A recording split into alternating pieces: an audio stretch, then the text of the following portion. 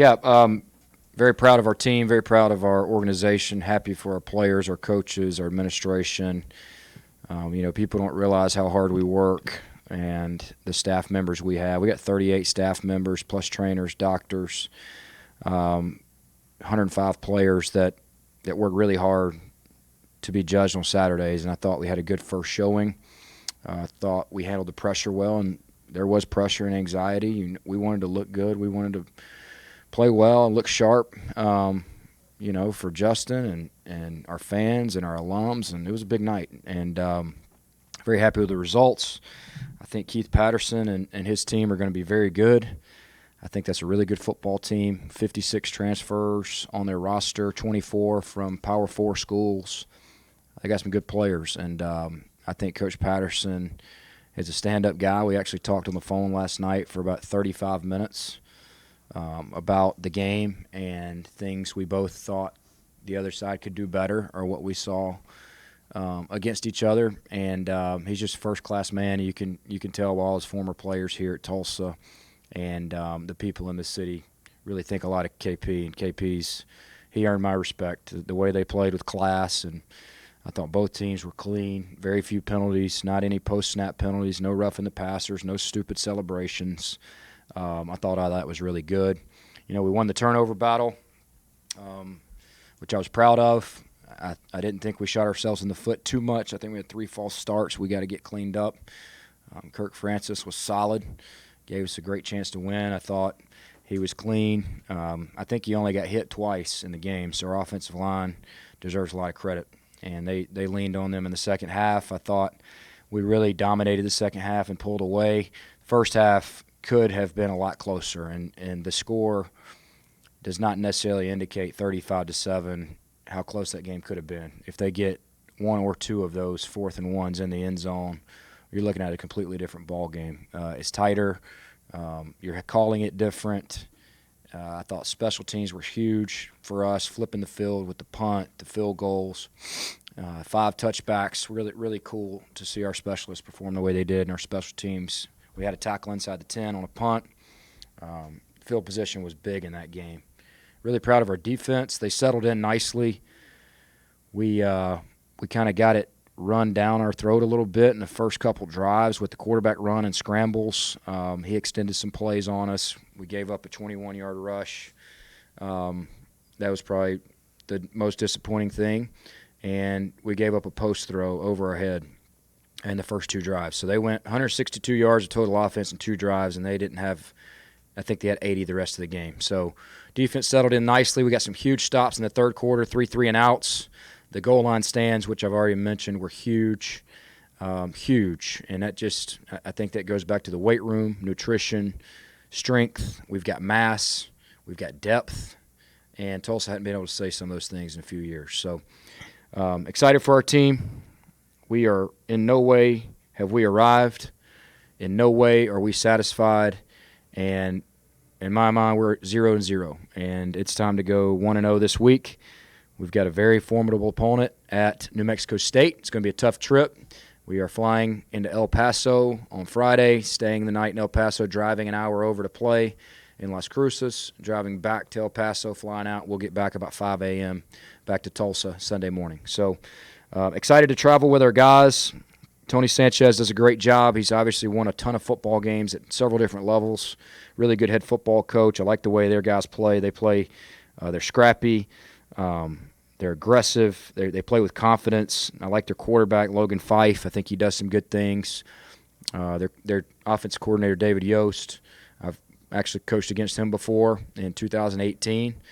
And he had Jordan Love at Utah State, and they waxed us, and they had a really good football team. So a lot of respect for what they do. Looking forward to going to get one on the road and bringing our team back to reality this week of who we are, making sure that we don't get the big head and we can handle success properly. So big week for us.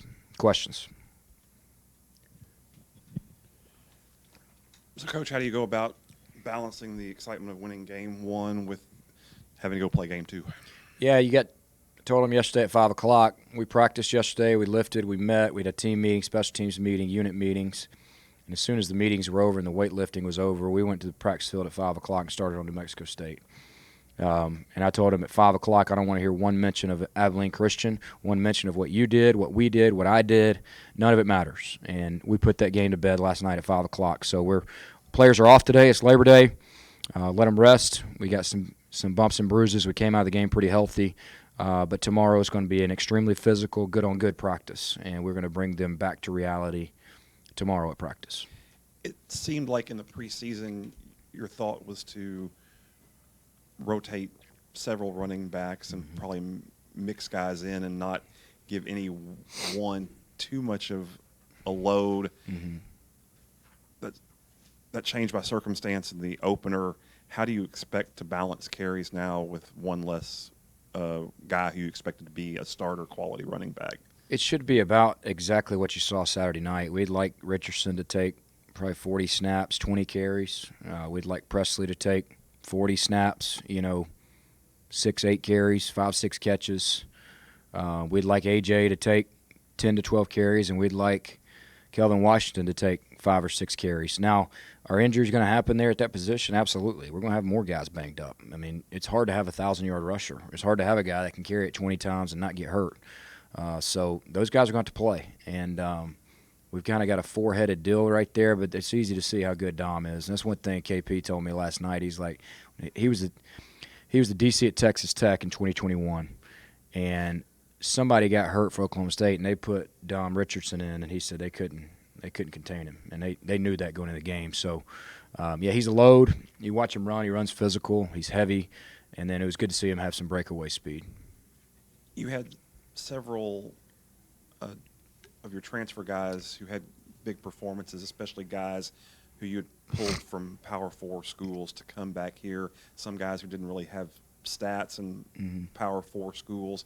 How exactly did you feel like you evaluated those guys, and how do you evaluate guys who may not have numbers at a higher level when you're trying to bring them back down here, like a Brody Foley had his first catch. Micah Tease had only 2 catches at A&M, but had 6 on Saturday. How does that evaluation process go? Well, I think really players fall into 3 categories, okay, when we're evaluating. Number one, we want to find high school players that have traits, length, speed, long arms, because those guys are really hard to find in the portal, and they're very expensive. You also want to get the local talent from the schools around here that are really good, not the average ones. You want the really good ones, okay? So we got to start doing that first, all right? Second thing you look at is FCS, D2, D3 transfers. I don't care how big they are. You need guys that have played a bunch of plays and won football games. You look at our starting strong safety, number 21, Lento Smith Jr. He played at Ferris State, and he's probably one of our best DBs, definitely our best safety. But he's 5'8", 200 pounds, but he's played 70 games of college football and probably won 60 of them at Ferris State, and he's a JUCO kid. So, that's what you're looking for. Zion Booker, not very big. But you got him in the portal because he wasn't that expensive, and he can play. And we knew he could play. So you take those FCS guys that have played football. Now, the drop-down guys, the FBS guys, our opinion, if they can play snaps, whether it's special teams, offense, defense, just on the field in the SEC or Big Ten, they can help us. So, guys like Micah Tease played a lot of special team snaps. Mekhi Miller played 200 snaps at Missouri. Brody Foley played some snaps at Indiana. So those guys can play. If they can get on the field in the Big Ten and the SEC from a talent perspective, they can play in the American. So that's kind of where we try to pull our talent from. How did you evaluate just kind of overall your defensive performance? I think you had mentioned in the post game that you thought some of the issues that you had early on were more schematic and more things that maybe you hadn't seen in advance. How did you think those things balanced out? I thought we tackled well. I thought we rushed the passer well. I thought we were a little taken aback in the first couple drives with the quarterback scrambles.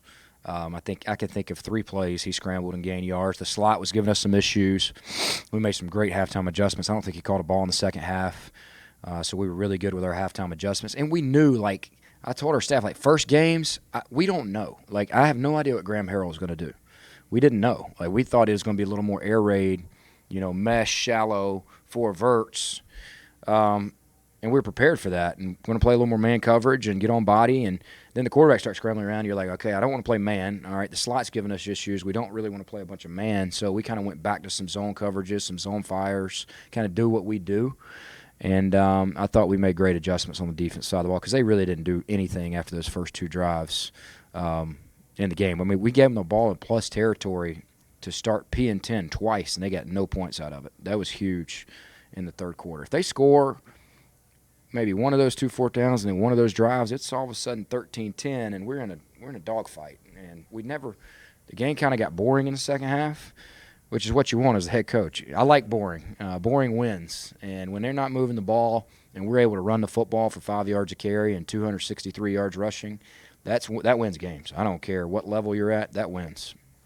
Part of what you're talking about there is communication, and with a brand new staff, with brand new players, even though you've been doing it at practice, it's different. It can get chaotic during games, and the booth to our left seemed really calm on the field. How do you assess how that went, communication overall? Yeah, I think the biggest thing we talked about all week is we thought that our team was going to be ready to play because we knew how good Abilene was. I mean, we were 5-point favorites, and they took Texas Tech to the wire, and they won the league and got some guys back on defense, and they're a good team. That's a good FCS team. That's a good team, and we knew it. Our players aren't dumb. They can watch the film and see. They got some guys that can play. So I think we wanted to make sure that we were relaxed on the sideline because we have to be able to operate in chaos.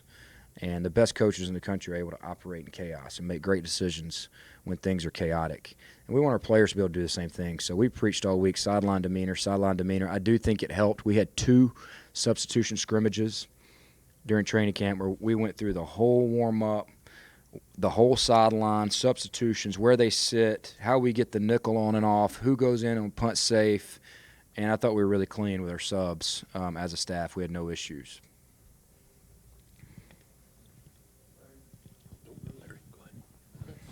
And I know you mentioned New Mexico State. What worries you the most about them?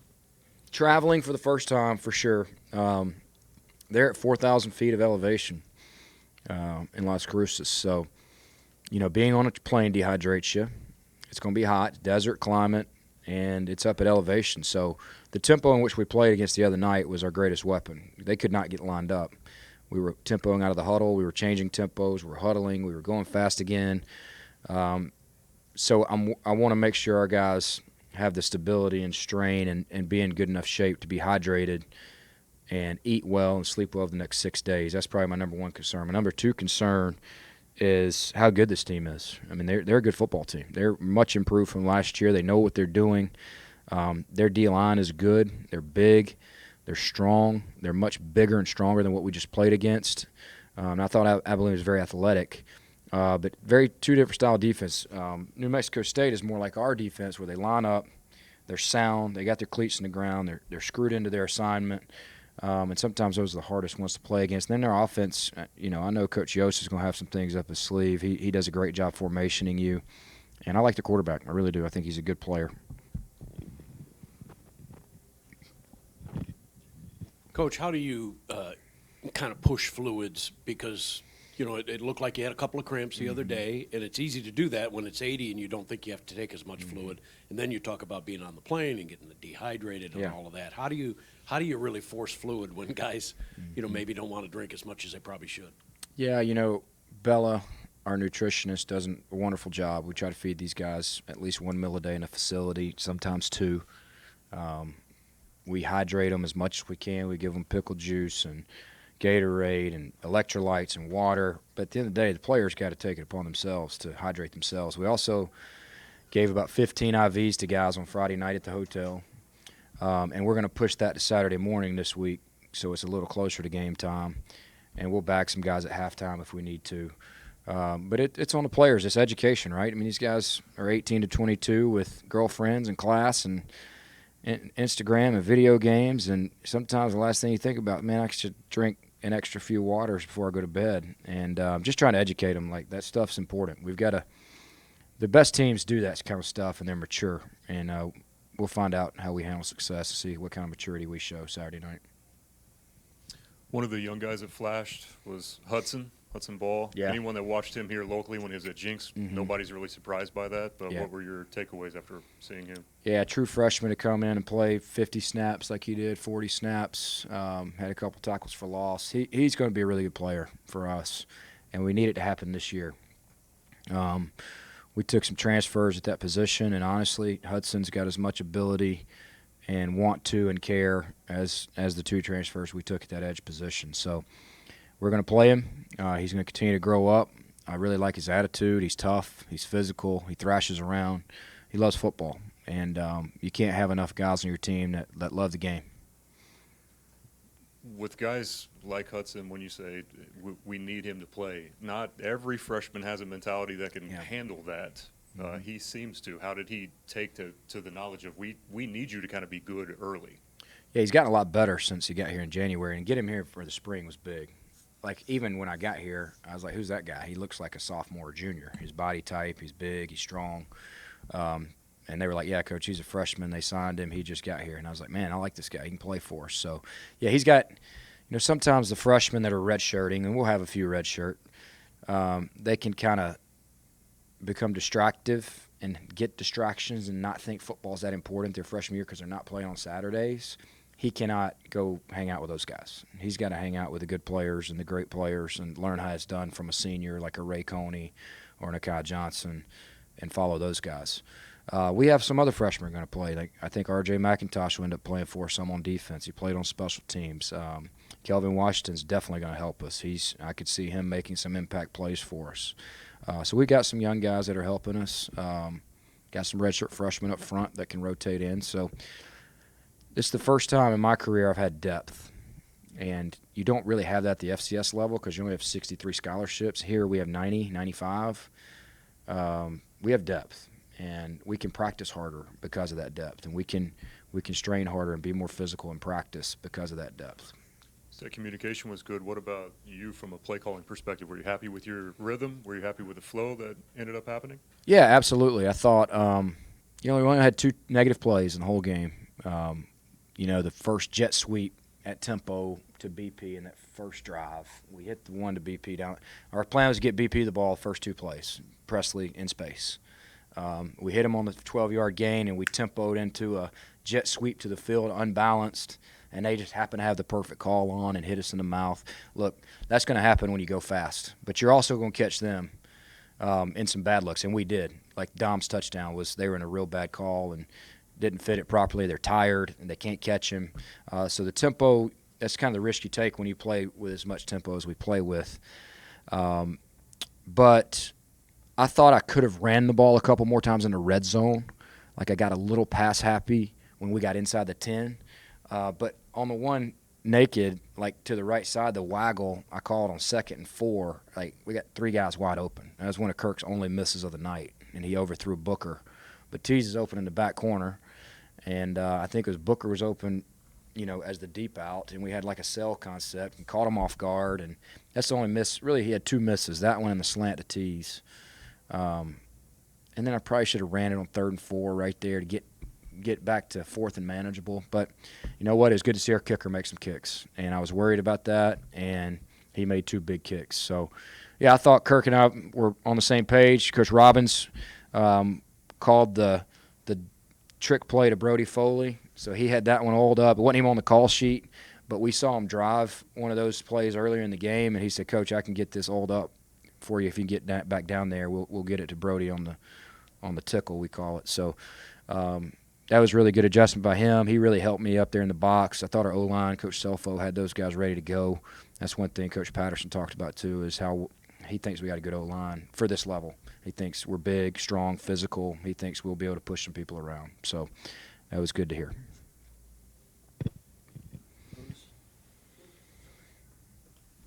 Speaking of kicks, Angus Davies had the 4th longest kick in Tulsa history, the 2nd longest kick in American history, American Conference history, and you did a nice airborne chest bump with him after that. What was that like, and what a punt? Well, as the offensive play caller, sometimes you hate the punter because you don't like to punt. But I tell you, as a head coach, it makes you feel really good when you got a good one. And we can rely on that guy, and he's really good at the sky kick, like pinning them inside because he's Aussie, so he likes to kick that rugby style Aussie kick. And man, I trust him, and he was huge the other night, and very happy for him. He's, I think he's 26 years old, last year of college football. And yeah, it was pretty cool to celebrate with him, man. That was a big play for him, and I'm really glad he's on our team. That's my granddad, who's one of my mentors, coached forever. You know, one of the first things he asked me when we get a new team or, you know, we're in training camp, how's your punter? How's your punter? You know, you never really understand it until you're the head coach of how important that guy is. He's got to be able to operate, and he's got to be able to flip the field. And if you got it, it's a weapon. And we had really good punters when I was in college as a player, and you didn't appreciate it until you don't have one. I'd like to know who kicked one further than that 80 yards. That's the furthest punt I've ever seen. Maybe it was the second in American history. Glenn Dobbs was one of those. Well, he was pretty good. So, yeah, that makes sense. Yeah, no, I was proud of him. It's a pretty good night for him.